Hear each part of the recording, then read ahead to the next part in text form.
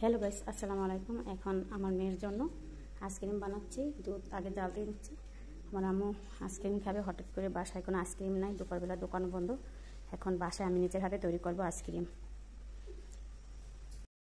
Hello guys, তো finally এই হলো আমার আইসক্রিমের,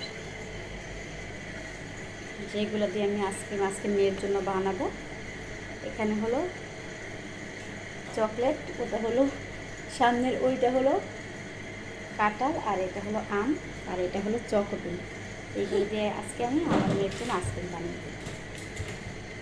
আর এখানে তিনটা আমার মেয়ে হারিয়ে ফেলছে, আর তিনটা কাঠি দিয়ে দিব। আর এখানে হাফ কিলোর মতো দুধ নিয়েছি। গাইস, চকলেটগুলো আমি কুচি কুচি করে নিয়েছি, এর ভিতর বাদামও মিক্সড করা আছে। গাইস, এখানে আমি কাজু বাদামও অ্যাড করছি, আর আমি চকলেটগুলো সুন্দরভাবে কেটে নিয়েছি। এখন আমি ব্লেন্ডার করে নিব। এখন আমি একে একে সবগুলা ঢেলে দেব দুধের ভিতরে। তো একটু পরে ফিরে আসছি, কীভাবে আমি তৈরি করবো অবশ্যই দেখাবো আপনাদের।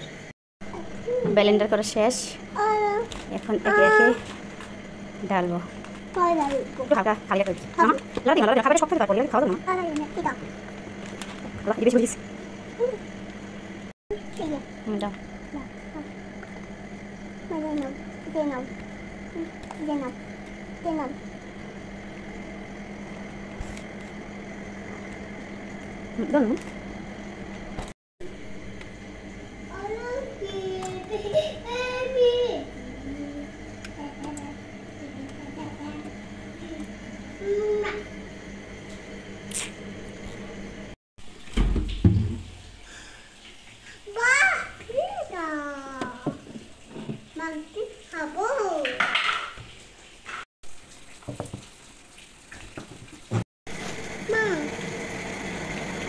গাইস, এখন পানির ভিতরে আইসক্রিম একটু চুড়িয়ে রাখবো, আস্তে আস্তে একটু ছেড়ে দেয়।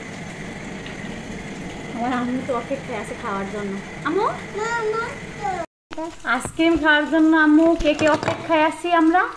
হাত জাগাও, কেমন করে দেখেন। আম্মু হাত জাগাও, উপরে হাত তোলো।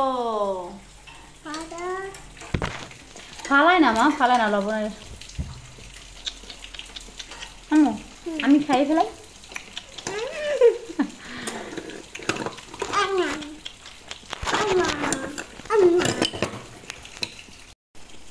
দেখেন গাইস, একটা অলরেডি হয়ে গেছে। আম্মু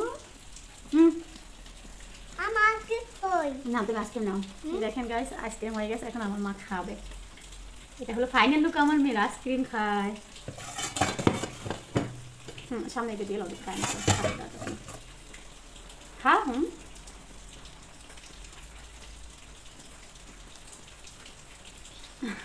যথেষ্ট ঠান্ডা, যাকে মেয়ে খাইতে পারে এমন করে।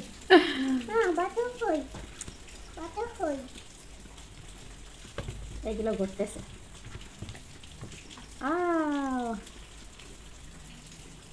আপাতত আমরা দুইটাই খাবো, ওগুলো আবার ফ্রিজে রেখে দেবো, আবার পরে খাবো।